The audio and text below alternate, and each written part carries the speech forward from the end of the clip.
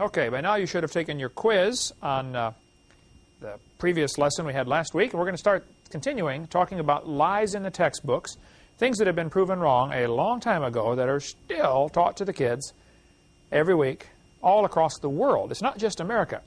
I collect textbooks. I've got them from other countries, and every time I go, I've been to 26 countries. I look in their textbooks. They still teach the same things. This is a universal problem, or at least a worldwide problem. They're teaching the kids the horse used to have 4 toes, and it slowly evolved into a one-toed horse. This whole story was made up in 1874. Let's review a couple of dates here. Back in 1859, Darwin's book was written. 1859. Darwin predicted, "We will find evidence for my theory." The theory, of course, says that all life forms have a common ancestor. He said this in 1859, and most scientists at this time rejected it. They said, this is a stupid idea, this is a dumb theory. A few preachers, liberal preachers, who at the same time, there was quite a bit of discussion going on about the accuracy of the Bible, and especially in Germany, they were called the higher critics. They were saying, well, the Bible can't be true because, you know, we know the earth is millions of years old. And so they're really attacking the Bible on all sides from during the mid-1800s. The higher critics were. So Darwin's book came out and said, all life forms have a common ancestor. They said, and Darwin said in his book, we should find evidence for my theory. Over the next 15 or 20 years, a lot of people began to manufacture evidence. What's one of the ones we talked about in the last class about one of the things they document, or they in the last CSE 102, things they 1869, a professor made up some evidence and was later proven wrong. Who remembers that one? He said, we can prove all animals have a common ancestor because as they're developing inside the mother, they have gill slits. Ernst Haeckel, correct. Made that up in 1869. 1874, it was proven wrong. Still in textbooks today, used in our county. All over the world, they're still using this, even though it's been proven wrong since 126 years ago. 1874 also, a guy named Othniel Marsh. What a first name, huh? That's a Bible name. N-I-E-L. Othniel C. Marsh. He was a fossil hunter, I believe. He made money hunting dinosaur fossils and stuff like that and digging them out and setting them up in museums. They would buy them off him. Othniel Marsh picked animal skeletons that he had found, or that other people had found, picked them from all over the world, and put them together in a series for, I believe it was for Harvard, and they still have it on display at Peabody Museum. I believe that's the one that got his original one. But he found a little bitty animal about the size of a fox, and then he found a slightly bigger animal, and a bigger one, and a bigger one, all the way up to a horse. He arranged them in this order you see in your textbooks, from the Hyracotherum up through the different kinds of horse-like animals, up to the modern horse called Equus. He put the animals in this order. Never did find them in that order. It's like finding an animal here, an animal on some other continent, and saying, wow, this one evolved into this one. Did not find them in that order. Did not even find them in the same place. He just arbitrarily arranged this order out of his imagination. That is still being taught in textbooks today as evidence for evolution. What he did not tell the folks, and I think they should have, is that this is not scientific. This is just pure theoretical, that we have this belief. It's interesting to note, the so-called ancient horse, it's a meat-eating animal, has sharp teeth, where horses do not have sharp teeth. This little bitty animal has 18 pairs of ribs. The next one in his series has only 15 pairs of ribs. Now, what would cause an animal to lose? See, when you lose a complete set of ribs, you also lose the backbone that they attach to. You'd have to change the nerve system. You have to change the muscular system. You have to change the blood, the circulatory system. It's a major change. If I wanted you to change your car from running on 4 wheels to running on 3 wheels, what all would you have to change? A lot of stuff, right? The braking system, the steering system, the balance of the car. I mean, it's a major overhaul. And yet they're teaching this stuff, not only that it happened, but that it happened by chance. It wasn't designed, it just happened. Then the next so-called ancient horse had 19 pairs of ribs. So now you have another major serious problem. How are you going to get all this new nervous system, new muscular system? How's this animal going to survive? What about coordination? What about reproduction? Who's this 19-paired rib horse going to mate with? You got to have a male and a female evolve at the same time, in the same place. It's a big world, you know. And they got to find each other. You have a real serious problem. Now, I don't care if somebody wants to believe this, but that's not science, that's religion. Then it goes back to 18 pairs of ribs for the modern horse today. So, it's just baloney. But it's every textbook I've seen in countries around the world. Here's a textbook from Ireland telling the kids we've got evidence from evolution. The problem is this whole thing was proven wrong in 1950. Now, it never was true. But back in 1950, a major evolutionist named G.G. Simpson said, hey, folks, it's not true. Anybody that studies horses will tell you there's a large variety of horses alive right now. And the horse and the zebra and the mule can all be interbred. A lady just wrote me a letter and sent me a bunch of pictures of her Zorse. She says, I have a zebra stallion, and I have a zebra mare, and I have a mule stallion and a mule mare, and I have horses. And she said, I crossbreed all of them every which way. She said, I got pictures about that. She said, if the male is the zebra, then it's called a Zorse. If the male is the horse and the female is a zebra, then they got another name for it or something like that. They cross ponies and zebras and get a Zioni. There's several websites about this competition. Who can produce the best Zioni and who can produce the best Zorse and all this kind of stuff. Back in this biology textbook, they said the other examples, including the much repeated gradual evolution of the modern horse, has not held up under close examination. What are they saying here? In other words, it's not true. All right?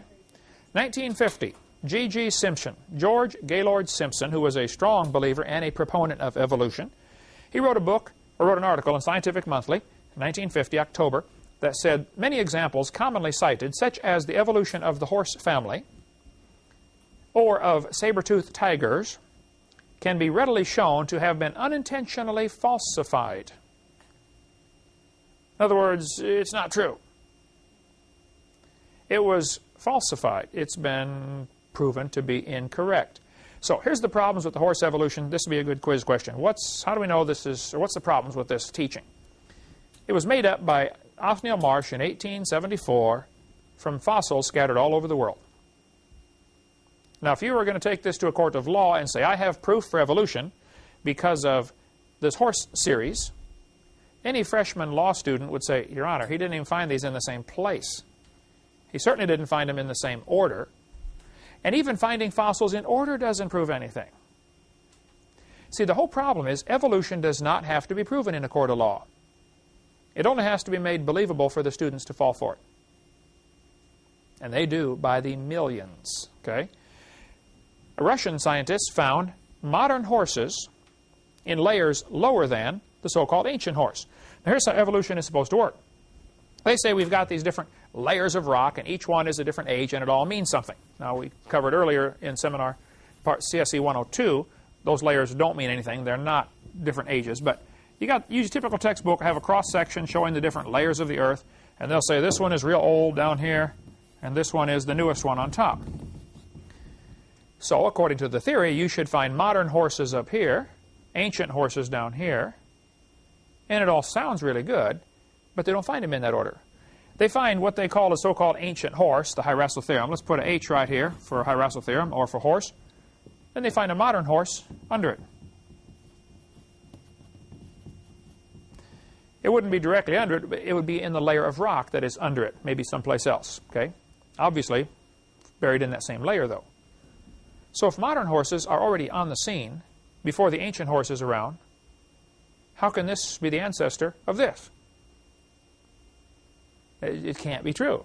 And it just can't be. The little Hyracotherum is not even a horse. It's just exactly like the hyrax, little rock badger, I believe, that's still running around today in the country of Turkey and in East Africa. So if they're still alive, then it's certainly not the ancestor. You couldn't prove any evolution from the little bitty Hyracotherum. Fourthly, the number of ribs are different, the number of toes are different, and the teeth are very different. The little Hyracotherum has sharp-pointed teeth. The horse today has a flat chewing tooth for grinding, grasses. That's what it eats. They're not related to each other. Fifthly, down in South America, when they find the fossils, the three-toed horses are on top, the one-toed horses are on the bottom. Absolutely reverse order from what is predicted by the theory. Now, the way theories are supposed to work, you create a theory, you look for evidence. If you find evidence that says, hey, this theory is wrong, well, then you throw the theory away and you get a new one. And that happens all through science except when it comes to evolution. Because this theory is foundational for many other things, like a new world order coming soon to a city near you. Okay? They're never found in the order presented. Three-toed and one-toed horses are found side by side in the same strata. How can one be the ancestor to the other?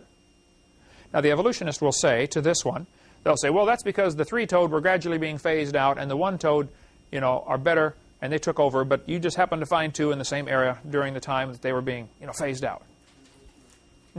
Well, I'm sorry. You can believe that if you want, but that's not science. Frank Sherwin, a good friend of mine, has at Institute for Creation Research, has a lot of information on the horse evolution if you want to get a hold of him. And there's in the book Noah to Abram, The Turbulent Years, which we offer through our ministry, it's a really good one that has a section on this horse evolution, which has been proven wrong some time ago. One man named Dan Hicks in Tulsa, Oklahoma, kept after the Tulsa Zoo, saying, why do you have this thing on display? It's been proven wrong years ago. I've got all the letters that Dan sent to the zoo, and the zoo sent back to him. When he wrote to the zoo director and said, why don't you take this display down? It's not true. Okay? The director of the zoo wrote back and said, we don't have the funding to remove it.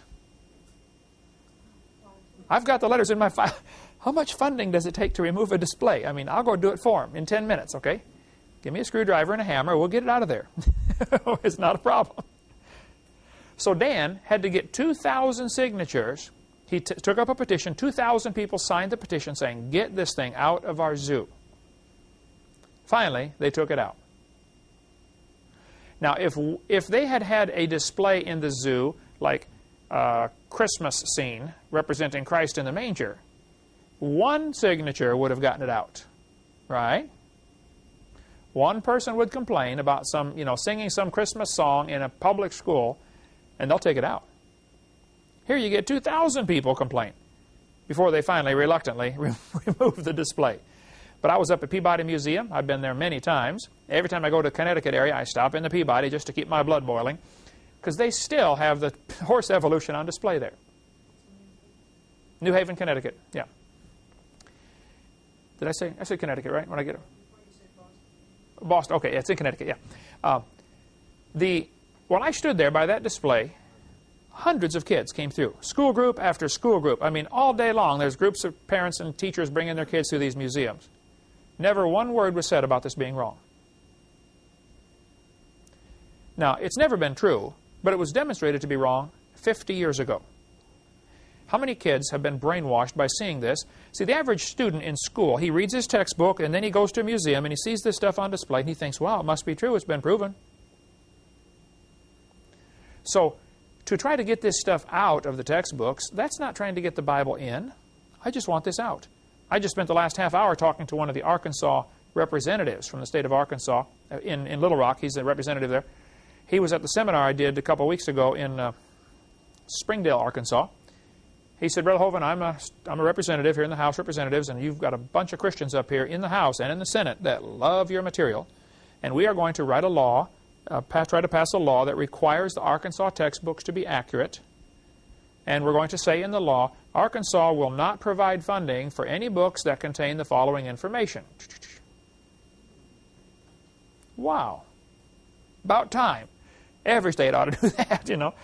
I said, you send me your textbooks, I'll go through them with a fine-tooth comb, and I'll tell you what needs to be removed. There's an excellent book, if you want all of the documentation on this type of stuff, written just 1999, Icons of Evolution. It's only available in hardback, so it's kind of expensive, but It is really tremendous. He goes through 15 different chapters. Each chapter, one whole chapter about the horse evolution. One whole chapter about the gill slits, you know. If you want to document where things have been proven wrong, this guy has done a marvelous job. And I don't know if he's a creationist or an evolutionist. Doesn't matter. He's a researcher, okay? You can get it through our ministry, through our bookstore out here. What they'll do, though, for the textbooks, they will arrange some animals in order, like this one. Shows, you know, the one bigger animal on top and a smaller animal on the bottom. Now, what's that do psychologically for the student who sees this? He thinks, wow, this is proof. Putting pictures on a page in a book is not evidence. It's evidence you have a good imagination. This is brainwashing, folks. First of all, they don't find the animals in the order that they predict. And even if you do find an animal buried on top of another animal, that doesn't prove they're related. Doesn't prove anything. Look, if I get buried on top of a hamster, does that prove he's my grandpa? You don't need to be a rocket scientist to figure this out. It doesn't prove a thing. So just because you find fossil A here and fossil B here and fossil C here, so you found 3 bones in the dirt. That's all you found. You don't know any relationship. I've been doing years and years of research, though, on the evolution of the fork. Based on very, very fragmentary evidence I have found over the years, I've been able to piece together how forks evolved. I want you to know, folks, I put a lot of research into this, all non-taxpayer funded. This was just privately, on a private grant from my wife. I was allowed to research the evolution of silverware. I believe after intensive research, I discovered, of course, many things that did not survive, mutants that, you know, weren't quite usable for some reason, and so they were thrown away. But I believe that knives probably came first. Very simple. Notice nice, neat, clean lines, not complicated at all. Slowly, over many millions of years, the knife evolved to a spoon. Great geological pressures would squeeze it and dish it out, made it wider. We just happened to get them that have the curved side on the right side to be useful to us.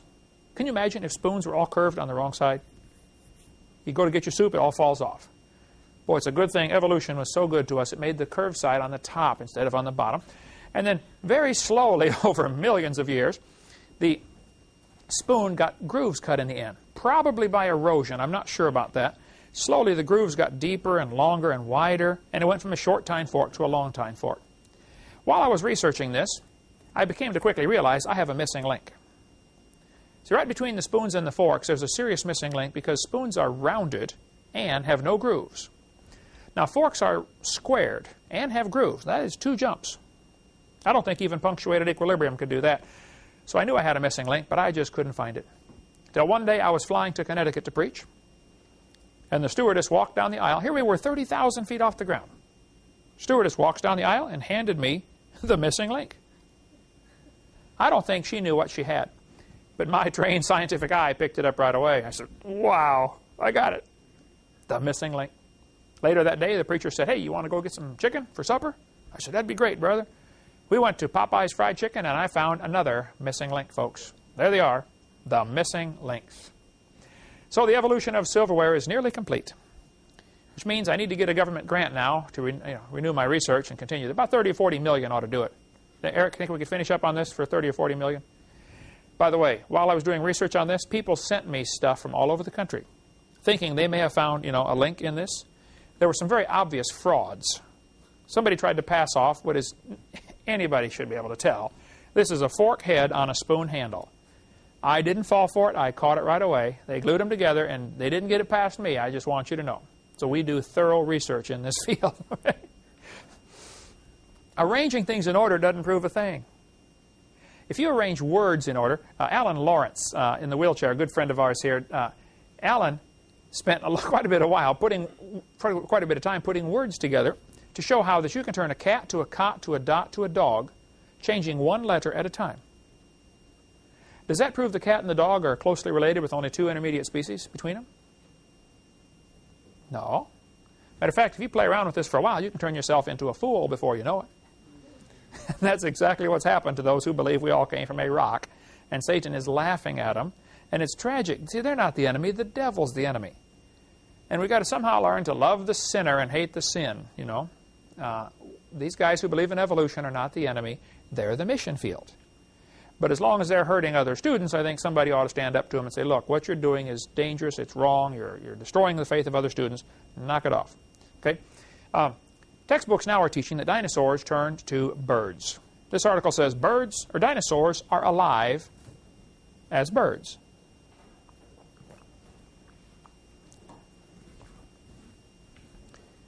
Well, I'm sorry, that is just simply a lie that has been proven wrong some time ago.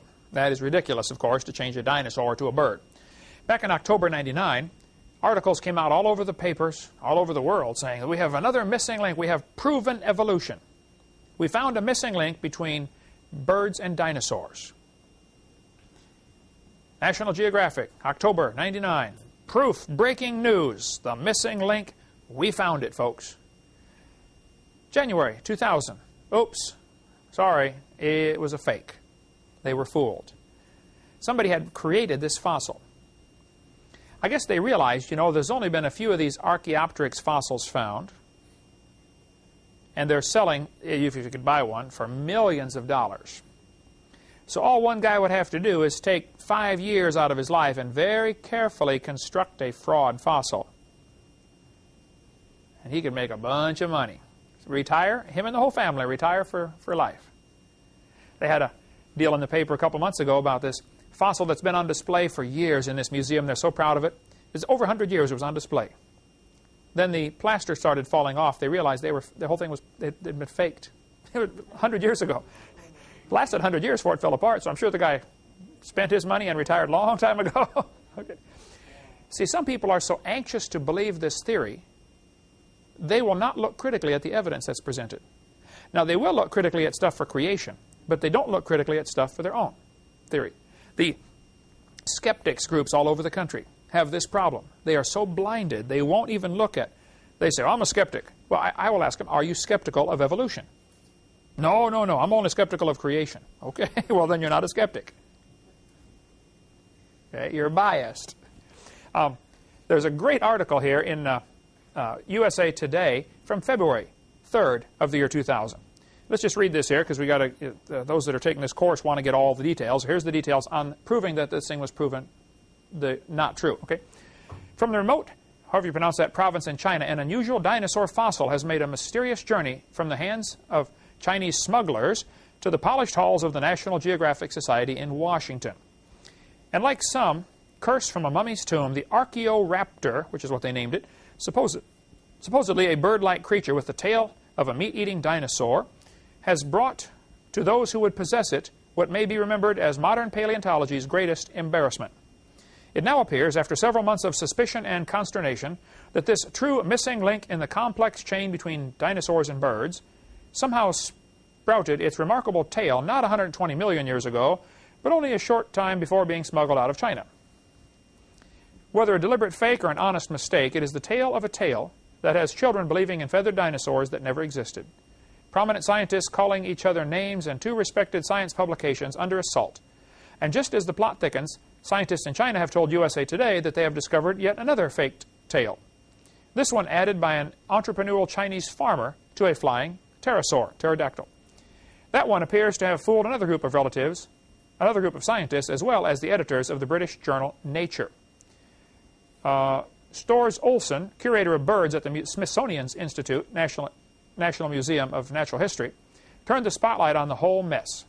Those involved with the scientific gaffe agree that Olson tried to warn officials at National Geographic in a letter sent November 1st that the organization was headed for embarrassment if it endorsed the fossil. Both of the faked fossils were intended to support the theory that birds evolved from dinosaurs. Now Olson, who is an outspoken opponent of the theory, is taking advantage of this moment to renew an old debate on the origin of birds. The popular view, thanks most recently to the fictitious Jurassic Park, is that birds evolved from dinosaurs. National Geographic and Nature have co-published magazine articles and scientific papers supporting the view. Museums, including the American Museum of Natural History in New York, also promote exhibits of the dinosaur origin of birds. But Olson and a group of academic ornithologists, a person who studies birds, have been arguing, often bitterly for years, that birds evolved independently of dinosaurs. They believe that dinosaurs and birds had a common ancestor, that lived in trees, and that dinosaurs were, after all, cold-blooded. Like the Chinese dino bird, the Archaeopteryx is fake too. The following excerpt is taken from the website creationscience.com, which is Walt Brown's website. Tremendous material, by the way. Honest disagreement over whether Archaeopteryx was not a forgery was possible until 1986, when a definitive test was performed. An X-ray resonance spectrograph of the British Museum fossil showed the material containing the feather impressions differed slightly from the rest of the fossil slab. Differed significantly from the rest of the slab. In other words, it was made of a paste. Someone apparently had taken the rock, ground up some of it to powder, made a paste out of it, and then put feather impressions in it. Some people are really desperate to believe this theory, and so they will accept it. But guess what? Textbooks are still teaching today dinosaurs are the descendants of birds. Now, it takes a while to get textbooks accurate, I understand that. But somebody in the different towns, if we're supposed to be the salt of the earth, okay, salt preserves. Who's going to preserve? I mean, tomorrow morning, kids in Escambia County, Florida, are going to be taught this. Well, let's do something about it, okay? Let's fix it. There are several ways to fix the problem. We'll get into that later in this course. But one way is just simply educate all the students.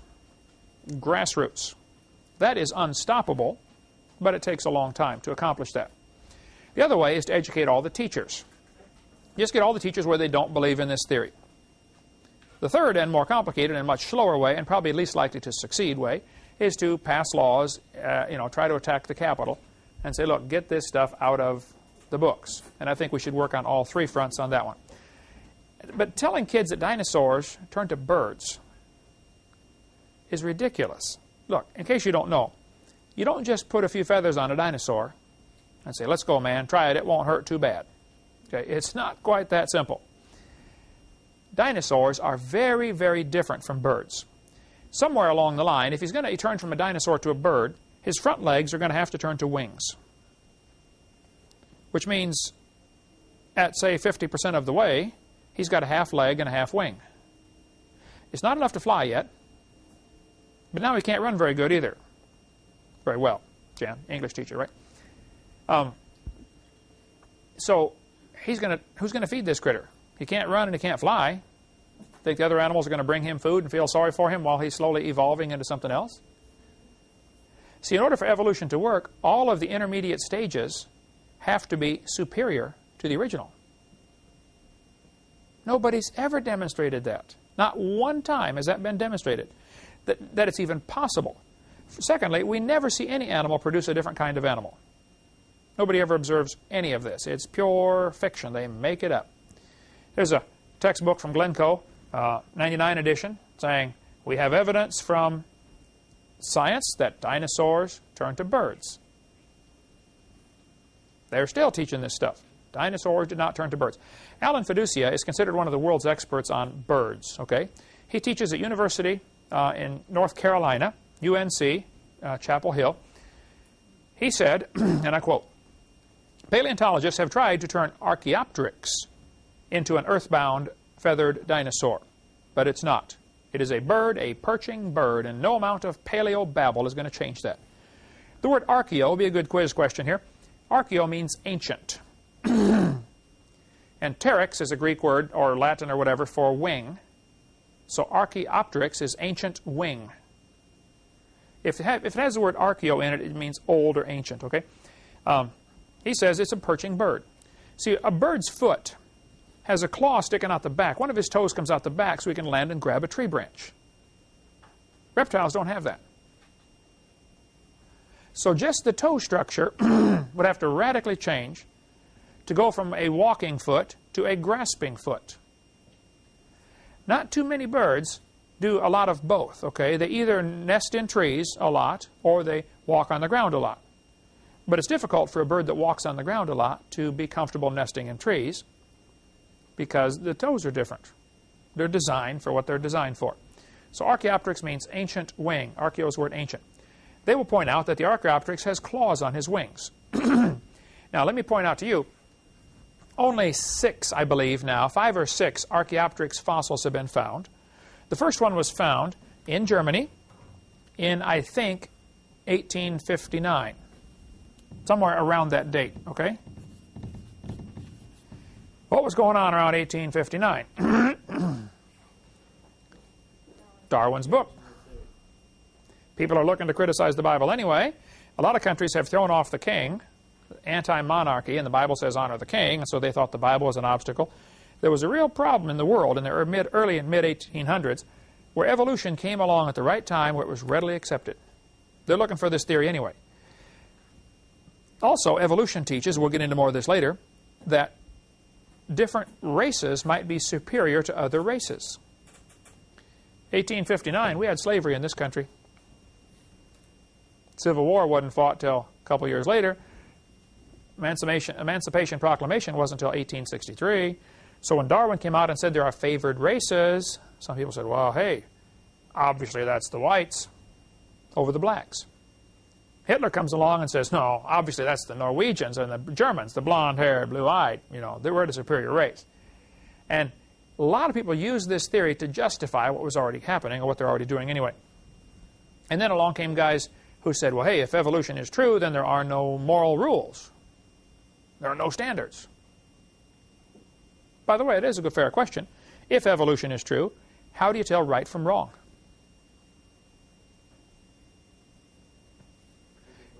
Yeah, you don't ask the question, what's right and what's wrong. You ask, first of all, how do you tell what's right and wrong? How do you make this decision? And that's a critical issue you've got to talk about. Now, there are quite a few birds today that have claws on their wings. At least 12 birds right now have claws on their wings. This fellow says, Stahl adds that some ornithologists call the Hoatzin. A Hoatzin is a bird that lives in South America. They call it the stink bird because it smells so bad. I guess that's how it repels predators, okay? It just, who'd want to eat it? You know, you get close, I'm hungry, but no thanks, you know.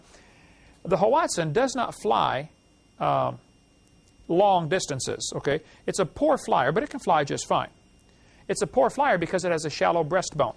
See, birds, when they fly, the chest muscles have to be enormous, you know, to be able to fly, flap the wings. So the bone that these muscles attach to has to be very deep to allow for all that. Like you have a breastbone in the center of your chest, but you don't have, it's not real thick, you know, sticking way out, because you don't use those muscles as much as a bird would, obviously. So Archaeopteryx has what's called a shallow breastbone. It's not real deep.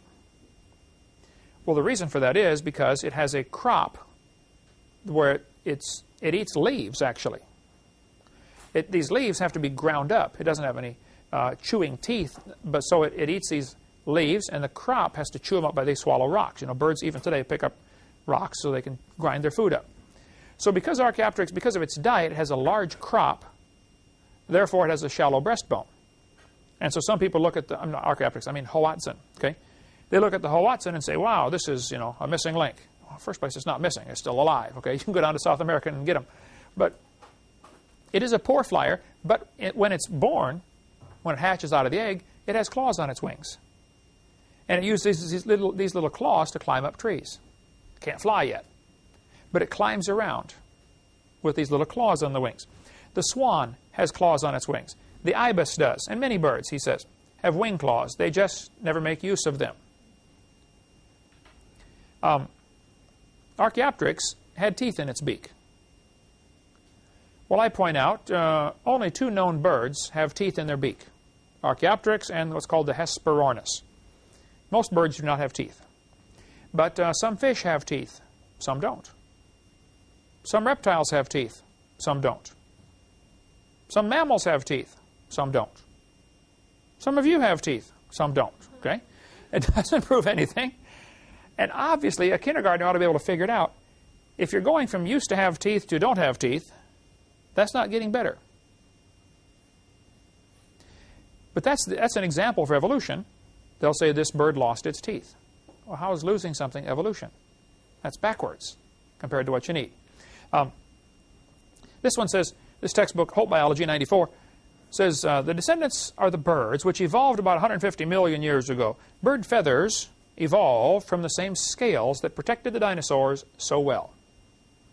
Now imagine yourself, high school student, teacher says, for homework tonight, read the following 8 pages and answer the questions at the end of the chapter. You remember in high school, You're going to read those 8 pages reluctantly and answer the questions as quick as you can. And one of the questions is going to be, you know, what did feathers evolve from? You're going to say scales, because that's what they told you in the book. It is so unfair to send students off to war. I mean, if an enemy country attacked the United States, would we send all the 5th graders off to fight them? No, you guys are in the Marines. You get the biggest and the brightest and the best. Well, not Marines, the brightest, but you get the biggest and the strongest you can get. I'm sorry, Steve. And you send them off. You want to get the best you got out there. And you give them the best weapons available. And you pay them the most money of anybody gets paid in the country. Is that right? Well, not quite, but almost, right, Steve? You don't send 5th graders off to battle. We have a real serious problem with lies in our textbooks, and we're sending the kids off to have to fight against this. The adults ought to be fixing this one. It's very simple. This is not true. So you go to your school board, your county, whoever's selecting your textbooks, and say, look, the information on page 214 is wrong. Let's cut that page out of the book. We'll get into more later on what you can do about the lies in the textbook, some practical steps to attempt to take. Their argument is that feathers came from scales. There are some very serious problems with this argument. And we're going to talk about that after we take a little short break here. But they're teaching that scales turned into feathers. Well, animals today still have scales. Why aren't they turning into feathers? How many animals are alive right now that have scales, would you guess? Billions and billions? Do we ever see one even starting to evolve? It's so ridiculous. The Bible says God sends them strong delusion. I can't think of anybody being more deluded than somebody believing we came from a rock over billions of years. They are deluded. And I feel sorry for them. The devil has blinded them. You know, we want to try to win them to the Lord. All right, let's talk about this scales and feathers. The argument is they have to be related because they're both made from the same material. Feathers are made out of a protein called keratin. Scales are made out of the same protein. So are fingernails. So is hair. What does that prove? Nothing. Okay? This floor is made out of wood. So is the roof. So are the walls. Does that prove that one evolved from the other? No. It proved the guy who built this room, me, chose a common material to do different things. This one we're walking on, and this one is keeping the rain off of us. And this one is keeping the wind out. Okay? You used a common material for different functions. Wood can be used to build a boat. It can be used to build a fire. It can be used for all sorts of things, okay? So the argument is, because they're both made from keratin, therefore, that proves one evolved from the other. Now again, if this had to be taken to a court of law, it'd be laughed at. But it never is, okay? And it needs to be. The protein keratin, K-E-R-A-T-I-N. By the way, somebody sent me a slide years ago that I used in my seminar about this when before I was using PowerPoint, I was using slides. Other people would make slides for me and send them to me. Somebody sent me a slide, and keratin was misspelled with a C. I didn't catch it. And I used the slide for, I don't know, several months. And one woman I debated used that as evidence that nobody should listen to me because I don't know the difference between keratin, which is the coloring found in carrots, and the protein keratin with a K. Okay? So therefore, everything else I say must be wrong. Well, I apologize for the misspelling. Spelling was not my strong point in school anyway, and nor is it now. But praise God for spell checker, right? But even still, that's ridiculous, okay? I apologize for getting the wrong spelling, but I do know what I'm talking about. Yes, they're both made of keratin, but that doesn't prove any relationship. Battleships and forks are both made from the same metal. Aren't they? See, that proves they both evolved from a tin can 18 million years ago. That's the type of logic they're using here. Actually, scales and feathers develop from different genes on the chromosome. This DNA strand, this chromosome strand, each of the rungs across that ladder is called a gene. Those different genes do different things, okay? A certain section of the gene code tells the reptile to make scales, which is actually just a folded, hard part of skin, okay? The feathers come from a different section of the chromosome. It doesn't come from the corresponding section of the chromosome on the bird like it does on the reptile. At the morphological level, studying this thing scientifically, feathers are traditionally considered homologous with reptilian scales. However, in development, that means as they develop, the genes that code for the feather and the scale are coming from a different part. In morphogenesis, in gene structure, in protein shape and sequence, the filament formation and structure, feathers are different. They're different in every way from a scale. Clearly, feathers provide a unique and outstanding example of an evolutionary novelty. The guy gets a little bit of it, but he don't get it, does he? He still thinks it's evidence for evolution. But he says they couldn't come from scales, that's for sure. Another serious problem you have trying to teach that reptiles turn to birds is the lungs are different. You and I have two lungs. As you breathe in and you breathe out. The diaphragm at the bottom pulls down, sucks the air in, pushes up to push the air out. Birds have a very different type of lung because flying takes an enormous amount of oxygen. So they have to have a lot more oxygen. The oxygen goes into the bird's lungs and goes through all these tubes. It is totally different. Now, if you're going to go from a reptile-type lung to a bird-type lung, you'd have to have a zillion changes in between the two. And not only would the lungs have to change, the blood supply to the lungs. The genetic information to supply that change for the next generation has to change. Who's this bird going to marry, or half-bird going to marry? You got all these same problems again. Okay, you probably could list 30 or 40 problems with this, but the lung structure is totally different between reptiles and birds. Okay, there's no similarity at all. Another major problem they have, by their geologic column dating, modern birds exactly like we have today are found way down here,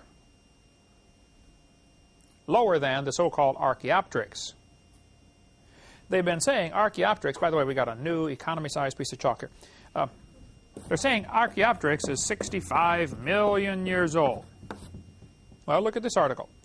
A 130 million year old crow-sized bird dubbed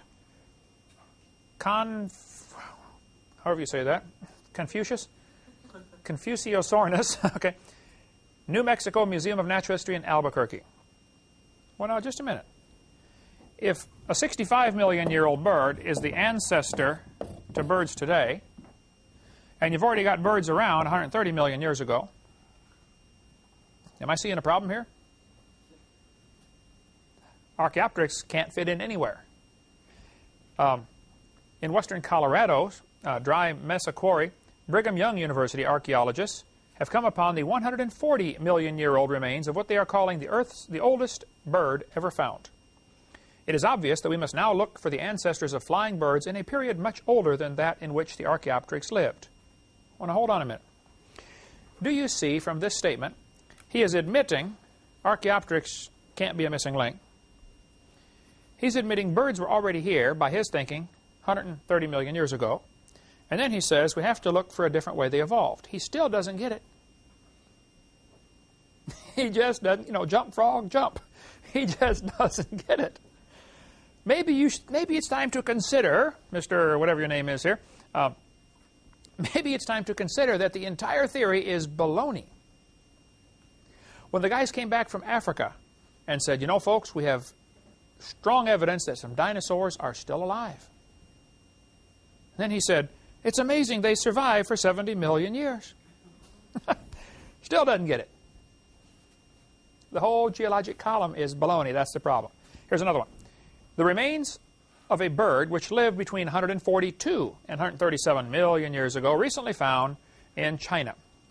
The discovery made by fossil hunting farmer announced by a Chinese-American team of scientists, including Alan Fiducia from UNC and Larry Martin from University of Kansas, provide the oldest evidence of a beaked bird on Earth yet found. The Chinese bird, claim its discoverers, probably lived at the Jurassic-Cretaceous boundary prior to the arrival of these other ones, and could not possibly have descended from them. My point is, even evolutionists are admitting birds were around, by their twisted geologic thinking, before Archaeopteryx. So why do textbooks still teach the kids tomorrow in our county that Archaeopteryx is a missing link? That ought to be removed. You can document it's not true. Jurassic bird challenges origin theories from GeoTimes, 1996. This guy says, there are plenty of other reasons to refute the dinosaur-bird connection, says Fiducia. How do you derive birds from a heavy, earthbound, bipedal reptile that has a deep body, a heavy balancing tail, and 4 shortened forelimbs? Biophysically, it's impossible. Here's the problems that I see. The lungs are totally different. Modern birds are found in layers lower than dinosaurs. I mean, according to them, dinosaurs died out 65 million years ago. Yet they're saying we've got birds 130 million years old, 140 million. How can dinosaurs turn to birds when birds are there before dinosaurs were even gone? Scales and feathers attach to the body very differently, and they develop from different genes on the chromosomes. Birds have a 4-chambered heart. Most reptiles have 3. Here's another very serious problem with this, because a 3-chambered heart brings in the blood from the lungs, which has oxygen, and it brings in blood from the rest of the body, which does not have oxygen. Your body's used it up, and it mixes them, and it sends it out as a mixture. It's only half oxygenated, and they can survive just fine on that. That's why a lot of lizards and reptiles, they lay around an awful lot. Okay, they just don't have the energy to run around hard all day, like our dog. But birds have a 4-chambered heart, and so do humans, by the way. So the blood goes from your body into the heart, then it's pumped to the lungs, comes from the lungs back into the heart, then it's pumped back out to the body. So all of it goes through the lungs one time. So it's going to get oxygen. Reptiles don't do that. Now, a few reptiles do have a 3-chambered heart. Okay, I'm sorry, a few reptiles do have a 4-chambered heart, but most do not. They found a dinosaur fossil here recently. They said the heart was petrified. Very unusual. But I've got pictures of that. I'll add it in here to Part 4. Make a note, Marlissa, to remind me to move that picture into Part 4. I think I have it now in Part 7b, if I'm not mistaken. But and they found this dinosaur skeleton and the rock inside the chest. They said this is his heart, and it could very well be. I don't know. And they've x-rayed it and said we think it has 4 chambers to it. That could very well be also. And they're saying, see, in order to go from a dinosaur to a bird, one thing that has to change is the heart, and we've got proof that it changed. Well, you got a long stretch there from the evidence. Okay. Reptiles lay leathery eggs. Have you ever seen a turtle egg? You know, it's real leathery like shell. Birds have a hard egg that cracks very easily. Watch when they have the crocodiles hatching out on TV. You'll see the egg, you know, kind of crumbles like a raisin. Bird eggs don't do that. Okay? So the eggs are totally different. Swinson, British Museum of Natural History, they've got the largest fossil collection in the world. He said, the evolutionary origin of birds is largely a matter of deduction. There is no fossil evidence of the stages through which the remarkable change from reptile to bird was achieved. Notice what he says here. He still believes in evolution, doesn't he? He thinks the change was achieved, doesn't he? But we just have no evidence for it. So he's not going to abandon the theory. He's just going to admit there's no evidence. Well, that's, I suppose, step 1. I doubt he'll ever take step 2 because he loses his job, you know, but he did take step 1. Yay. There is no evidence for it. And again, the book Icons of Evolution has a whole chapter on the flaws in the bird change. So you can get that book. It's got a great section on that. So Richard Dawkins, who hates creationists, says, it is absolutely safe to say that if you meet someone who claims not to believe in evolution, that person is ignorant, stupid, or wicked. Well, this guy's real open-minded for a discussion, isn't he? This shuts down communication, of course. And this tells Richard Dawkins' students would say, don't even talk to creationists because they're stupid. And that's the attitude that's out there, folks. Sir Arthur Keith strongly believed in evolution. He wrote the foreword to Darwin's book. They republished the book every once in a while. And when they republished it on the 100-year anniversary, which is going to be a big deal, 1959, 100-year anniversary of Darwin's book, they said, Sir Arthur Keith, you're one of our favorite evolutionists of the day. We would like to honor you with giving you the right to write the introduction to the book. Arthur Keith said, evolution is unproved and unprovable. We believe it because the only alternative is special creation. And that is unthinkable. In other words, you're not allowed to think about that. That's quite a confession. And they printed it in the front of Darwin's book when it was republished in 1959. Well, I appreciate Sir Arthur Keith's honesty. He's right. It's unproved, it's unprovable. By the way, so is creation. You can't scientifically prove either theory of origins. So the obvious question comes up, if neither one can be proven, if both have to be taken by faith, why do all of us pay for one to be taught in the schools? When I offer my $250,000 for anybody with evidence for evolution, they will say, of course we can't prove evolution. Can you prove creation? And I say, oh no, can't do that. And they say, well, see, what's the big deal? I say, well, obviously the big deal is, how come I have to pay for your religion to be taught? And thinking evolutionists are totally stumped by that. It finally dawns on them, wow, he's right. Look, if you believe in evolution, that's fine. You have a right to do that.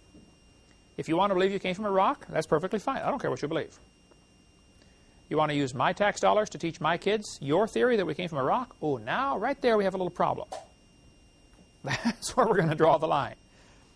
Now, I'm going to go to my grave, probably early, because of preaching against this. But, okay, it's just, I'm not going to shut up about it, okay? We're going to fix this or die trying. Professor Bunauer at the Strasbourg Zoological Museum said, evolution is a fairy tale for grown-ups. Long ago and far away. Isn't that what evolution says? He says, the theory has helped nothing in the progress of science. It is useless. On my video number 7, question-answer, I've got now an entire giant list of scientists who believed in creation all through history and today. The guy who invented the MRI machine is a creationist. I mean, there are thousands and thousands of scientists. All of the major branches of science were started by creationists. Now, they weren't all independent, temperamental, fundamental, right-wing, radical Baptists like me, but they were creationists, okay? They believed in a creator. So can anybody name me, and I ask this question to professors in debates frequently, can you name me one scientific advancement we have because of the evolution theory? Is that why we have light bulbs? Is that why we have computers? Is that why we have been able to go to the moon? Has the space program... Now, a lot of money is spent on the space program to try to prove evolution. No question. But what part of evolution theory caused the space program?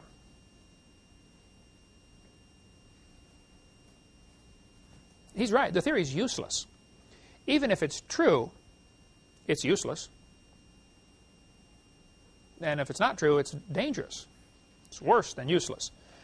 Malcolm Muggeridge spoke at University of Waterloo. I've spoken there. That's where the girl with the blue hair and all the ears pierced 15 times and tattoos on her neck, and she came up.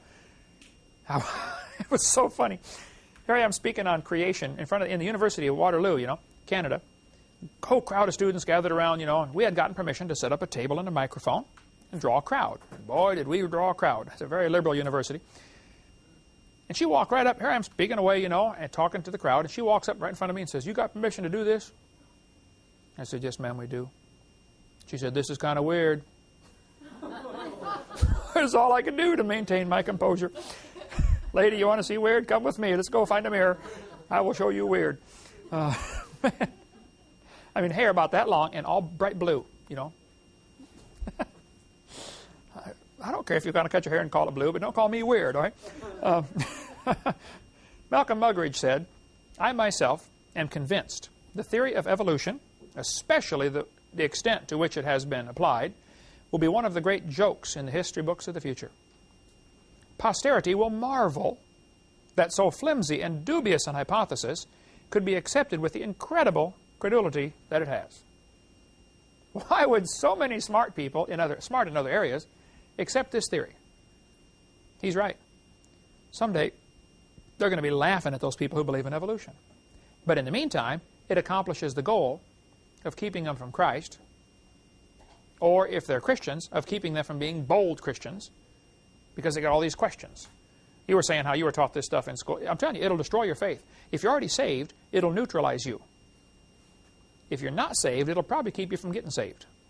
That's exactly what Satan wants. He's a liar. He doesn't care how he gets it done. Just get the job done. This man said, scientists who go about teaching that evolution is a fact of life are great con men. The story they are teaching may be the greatest hoax ever. In explaining evolution, we do not have one iota of fact. I was debating Pigliucci at the University of Knoxville, Tennessee. He's a botany professor. He spent 30 years teaching evolution of plants. He's been teaching it for 30 years. He's received $655,000 grant money to study the evolution of plants. I said, Dr. Pigliucci, what is your best evidence for evolution? He said, the fossil evidence of whales. Now hold it. How come the best evidence you have is in somebody else's field? I don't think he'll ever catch on to that, but I mean, that ought to dawn on somebody. Like, he thinks the paleontologists have the evidence. Now, if you ask a paleontologist, what's your best evidence of evolution? Oh, the evolution of plants. We've got it proven in the botany department. Okay. It's one of those shell games. Yeah, nobody has the evidence. Okay, there isn't any. Pierre de Chardin was a Catholic priest, kind of a renegade Catholic priest. He is one of the fellows involved in the Piltdown hoax. He may have been the guy who did it. We don't know, okay? Pierre de Chardin has a very shady history, okay?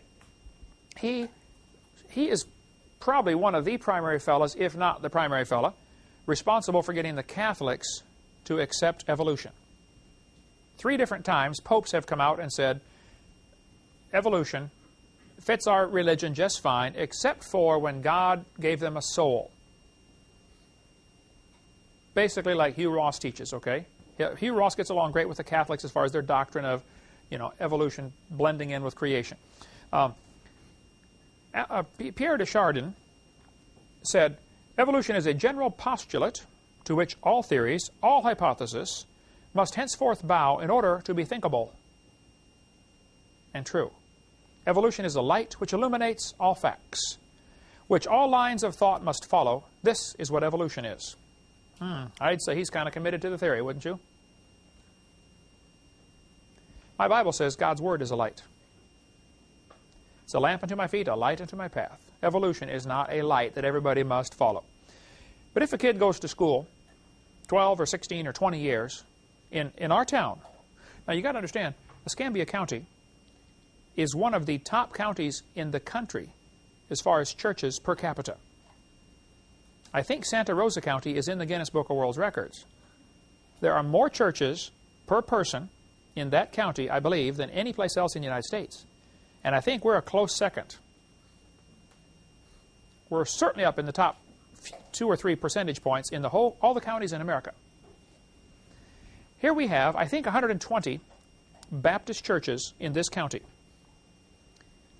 Probably well over 200 churches of other denominations. There's an awful lot of churches in this county.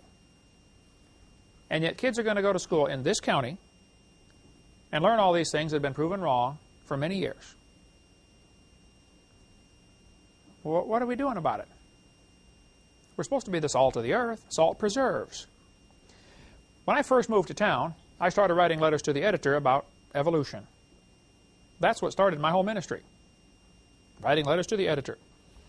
I went down and talked to Katie Knight, the lady in charge of selecting the science curriculum. I went in and I said, look, you're teaching things in these books that have been proven wrong a long time ago. After several meetings with her and letters back and forth, she said, Mr. Hovind, you are the only person in the entire county who's complaining about this. Well, first, I hope that's not true. But if it is true, that's a sad commentary on Christians. We got a lot of Christians are more worried about who wins some dumb Super Bowl game than what the kids are going to be taught tomorrow that's going to affect their life possibly forever. Certainly for this life it's going to affect them. And it has cost, you know, all three of my kids are in the room here tonight. You know, when we started this ministry 12 years ago, it's cost you three. Dad was gone a lot. I'm still gone a lot. This is I take this battle seriously. It's been a sacrifice for my family. It's been a sacrifice for me personally. This is a war, folks. You guys in the Marines are willing to go off to war, leave your family, possibly get killed. Praise God. I'm glad you're out there defending my freedoms. Well, I'm out there defending your freedoms on this creation evolution topic. We need some more people doing that. Salt preserves. Our job is to preserve from corruption. We're not doing it. Salt also irritates. If nobody's irritated at you, you're probably not a very good Christian. You can pretty much tell how good a Christian somebody is by how many people hate them. You know, everybody says, oh, you should love, love, love. Yeah, I do. If you love God, people will hate you. If nobody hates you, then you don't love God very well, do you? So why do people believe in this theory anyway? Why would anybody believe we came from a rock? Well, some people believe it because that's all they've ever been taught. When I spoke in the university in Chernovsky, Ukraine, they had 30 professors. Are you from Chernovsky? You're from Russia, not Ukraine, right? Okay. You're from Chernovsky? Okay. When I was in your town in Ukraine, I spoke at the university. 30 professors came, sat in the room. I spoke for 2 hours. These 30 professors sitting in the room, I'm speaking for 2 hours through an interpreter. After 1 hour of speaking on creation and evolution, one of the professors began to cry. There was a lady interpreting for me. They had several interpreters. I wear them out because I talk kind of fast, you know. At the time, there was a lady interpreting for me. I said, ma'am, what's he crying about? And she said, oh, he's happy. He didn't know there was a creation story. He's never heard of this. He wants you to keep going. All he's ever heard all of his life is evolution. Last week, I spoke in Seattle, Washington, 4 different Russian churches, about 1,000 people each time. People came to me afterwards and said, we've never heard this stuff. You see, in Soviet Union, creation was censored out. Capitalism was censored out. Guess what? In America, creationism is censored out. I went to a library one time. I go to a lot of libraries. I don't remember where it was even, but I got in this massive library with some university. I got on their computer Erica search program, and I said, how many books do you have in here about evolution? 1,400 titles. How many books by? And I typed in some major evolutionist authors, you know, Stephen Gould, Niles Eldredge, and these kind of guys. Buku books. Okay, this library is jammed with books on evolution. So I typed in to see how many books there were on creation. Up came about 9 titles. All of them were anti-creation books. Books written by evolutionists against creation. But the search program caught it as having the word creation in the title or the subject, okay? So I went to the librarian. I said, ma'am, why do you have 1,400 books about evolution and no books about creation? I searched under all the major creation authors. Henry Morris, Dwayne Gish, Ken Ham, all of them I could think of, okay? 0. I said, ma'am, this is a university. I thought students are coming here to get educated. It looks to me like they're only getting indoctrinated. You don't even have a balance in your library. I'm sure you don't have it in your classroom. I said, why don't you have any books in here about creation? She said, we do have a book in here about creation. I put it in here myself. I said, oh, what is it? She told me the name of it. I said, where's that from? She said, from the Watchtower Society. Oh, well, yeah, you got one Jehovah's Witness book in here about creation, and the rest are, and even they believe in the gap theory or the day-age theory, something like that. They believe the earth is, you know, billions of years old. So they're no help. They're no help in a lot of areas, but I think an awful lot of folks believe this theory because they simply have never heard the other side. Now, I think it doesn't take somebody too intelligent to realize if creation and evolution were both taught to the students, equal time, fair, honest, balanced treatment, which one would the students believe? Creation. Right? They don't want that. They don't want the competition because they'd lose. I believe it was John D. Rockefeller, one of those multi-gazillionaires in the last century, who said competition is a sin. When he was developing Standard Oil Company to the monster company that it was, let's suppose there's 10 gas stations in a town. Rockefeller would buy 6 of them, 7 of them. And back then, let's say gas is going for 20 cents a gallon. It costs the station 18 cents a gallon. They sell it, make 2 cents. He would lower his price to 16. He would lose money for months on those 6 stations in that town. What's going to happen to the other 4 gas stations? They're going to go out of business. He's going to buy them. Now he owns all 10. Now guess what happens to the price of gas? 22 cents a gallon. We've got to make up for what we lost, you know. That's exactly what happened all over. His philosophy was competition is a sin. Eliminate the competition. That's the philosophy of the evolutionist in the classroom. They don't want the kids to see the other side. And because of this, many kids have never even heard about the creation story. Many kids in Escambia County have never had a fair shake on the creation story. Here's a Russian textbook. Guess what they use for evidence for evolution? Same stuff they use here. It's the same all over the world. I think people believe in evolution because their job depends upon it.